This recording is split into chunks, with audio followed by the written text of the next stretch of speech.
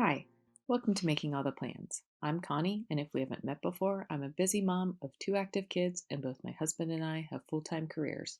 My goal is to share with you how I stay on top of all life throws at me in one planner so that you might be able to do the same. My goal for this week was to put together a quick spread and then do a voiceover from a comfortable chair since I'm still having a hard time sitting at my project table or desk for very long. I grabbed some vellum for my scrapbooking supplies as my inspiration, but I'll show you that in a second since everything else is on top of it. I made some more of my own stickers again this week. These ones with the white border and green lines are for my tasks for the week, as well as a double wide for the weekend. I also printed a ton of box stickers in green, two different colors of blue, pink, and yellow, and then cut them out by hand. And then I had a box for the sidebar that I am planning on using for my meal plans. And then I also printed some quotes that I can use if I have the room. My favorite part are these circles. I printed out a bunch of them in the same color scheme, and they have birthday icons and sayings since it's my daughter's birthday this week, and I punched them out with a 1-inch punch. Then I pulled the light blue Make-A-Wish washi tape from my stash and the green vellum. I used the star vellum for the spread I did for the 4th of July week, but I cut it into a bunch of smaller pieces, and this time I wanted to use the vellum in a bigger strip. So I took a 12 by 12 sheet of paper and cut it in half, and that's what I'm going to use on the spread. The tools I used this week were my Tombow Mono correction tape and my white jelly roll pen, my poker tool to get the sticker backings off, and my Tombow Mono adhesive tape, although I end up grabbing my big tape runner for the video. Because you can still see the dots through the vellum, the first thing I did was white out the dots that ran along the middle of the page. I used my jelly roll pen to white out the dots on the very bottom and the top sections where the vellum wasn't going to cover. And I used my correction tape to cover the area that the vellum would cover. I have an easier time ignoring the jelly roll than the correction tape, so I usually only use the correction tape if I'm going to layer it over something that can hide it. Then I also used correction tape to white out the lines on the two bottom sections because you could still see the lines through the vellum, and I did not want to see the lines. I also whited out the notes area in the sidebar. Then I start figuring out how I want to lay the vellum down. You might be able to tell that there is a little variation in the color of the vellum, so I was trying to decide which sections I was going to use so that I could tape it down properly and cut the right section off. So I was planning on using my Tombow Mono adhesive runner, but instead I grabbed my huge ATG gun and used that instead. And I don't need a ton of tape. It is a permanent tape. So I just did a little bit and made sure I got the edges good. Putting the tape down was a little more challenging this time since I was taking the vellum all the way to the disc holes, but that was the look I wanted this week, so I went ahead and taped in between each one of those holes. I will definitely buy a more neutral planner so that I don't have to worry about always covering up what I don't want or trying to coordinate with what's already there.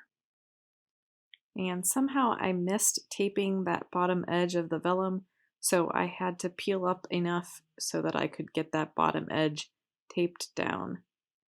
After I got both sections of vellum laid down, I grabbed my Fiskars paper trimmer to cut off the excess. I get a smoother edge than when I try to use my scissors to trim along the edge, and it turns out much straighter.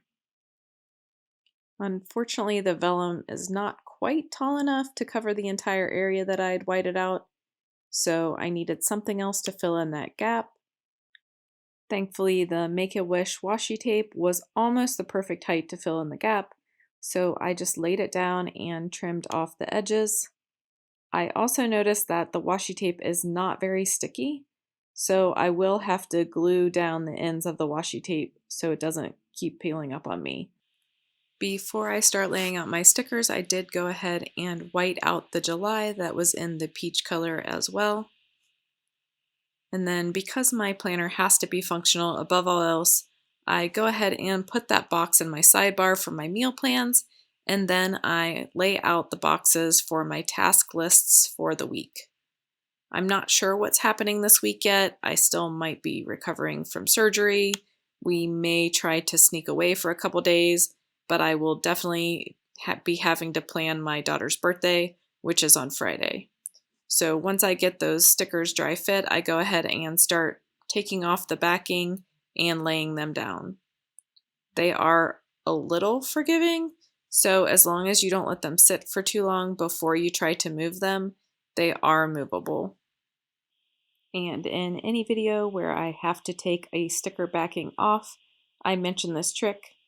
But if you use the poker tool that you would use for weeding vinyl and stick it through the backing of the sticker paper, but not all the way through the sticker, and then pull back, it makes it so much easier to take off the backing of the stickers. Before this hack, I would avoid using stickers like this because it took me forever to get the backing off. So whoever showed this on their YouTube channel, thank you, thank you, thank you. And I'm not sure where I wanted to put that meal planning sticker in the sidebar, so I didn't quite stick that down yet. But I did go ahead and get the task list boxes down. However, I do know for sure that I want to use those cute circle stickers on the spread, so I grab those and I start laying those out and playing around with the layout.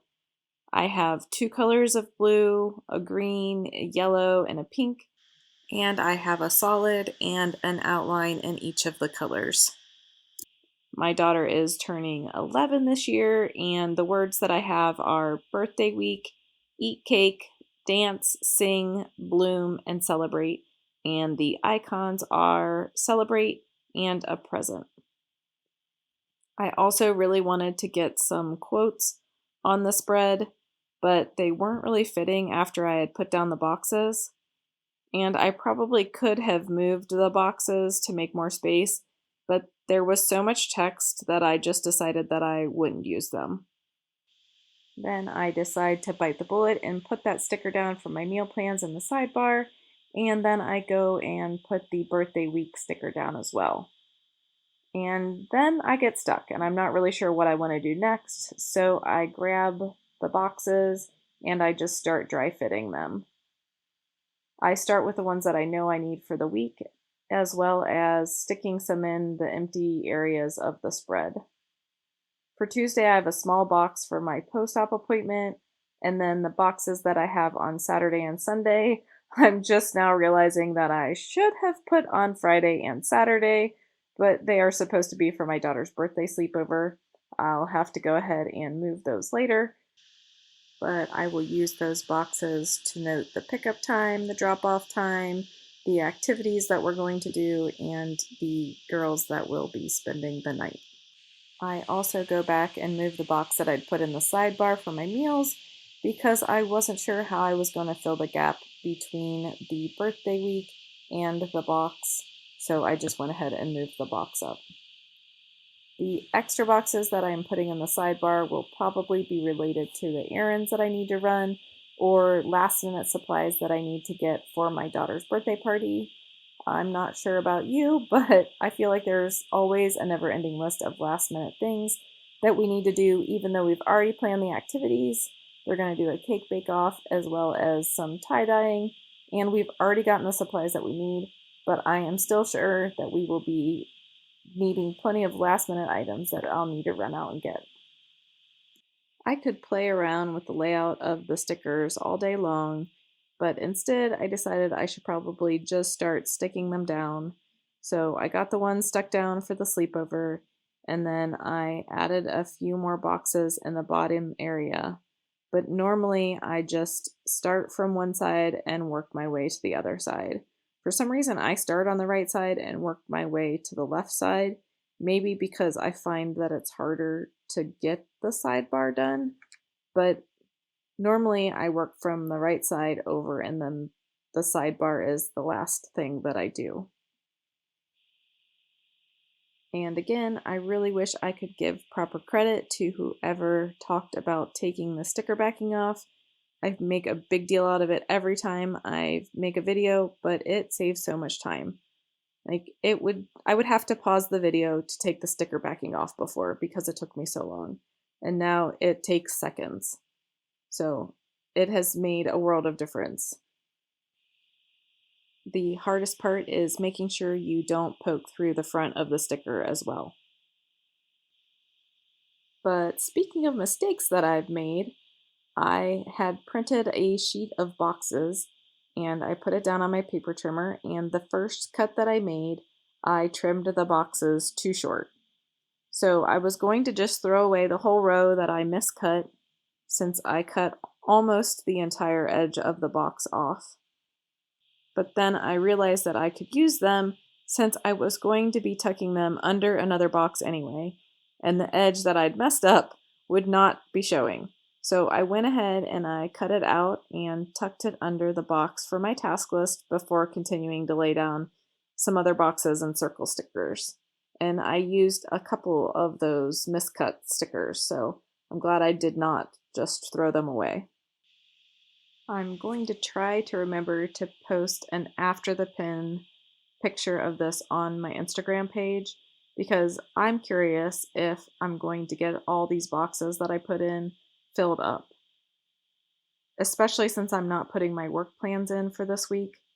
Like, I really am not sure if I'll get all the boxes filled up. So I'm interested to see, and if you're interested to see, let me know and I will try to get a picture up in Instagram. For some reason this week I found the sidebar to be a little tricky. I was using a bunch of odd-sized boxes that I don't usually put in the sidebar, so I had to play around with how exactly I needed to layer them in order to make them fit correctly. I'm not sure I will cover up the sidebar like this again. It just made it difficult to make it look balanced. I'm not sure if it's just because I have so many boxes across the page or if I should have stopped the vellum before I got to the sidebar. After I'm happy-ish with the sidebar, I go ahead and fill in some more spots with more boxes. Again, I don't know that I've ever put this many boxes on a spread when I had no plans for them. Normally I only put, so it could be interesting trying to fill them all in. So once I get those boxes laid down, and because I covered up the holes with the vellum, I did pull out my Happy Planner punch to repunch the holes. I did try to do both pieces of paper at the same time, but because of the layers that I had on the back of last week and the vellum from this week, I could not get them all in the punch at the same time, so I did have to do them one at a time.